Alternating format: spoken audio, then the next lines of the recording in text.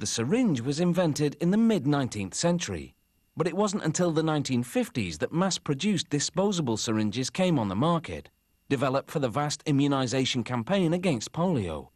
Whether it's drawing blood or injecting medicine, this is one invention which has an important point to it.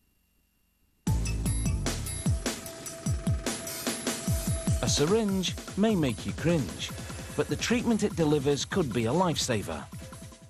To make a hypodermic needle, they start with a flat strip of stainless steel.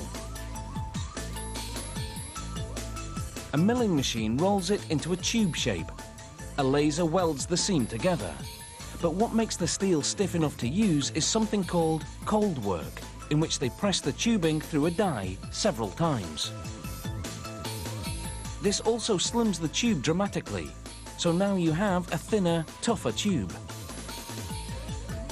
It takes a couple of days to turn the stainless steel strip into a tube with needle potential, but it will have to be sharp to perform, and the next steps will focus on getting the steel tube to a point where it's more than just a blunt object.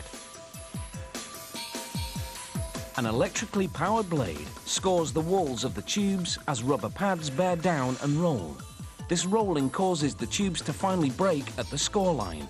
The tubes are being cut down to size, about 5 centimeters long. The tubes fall into a bin, a tangled mess.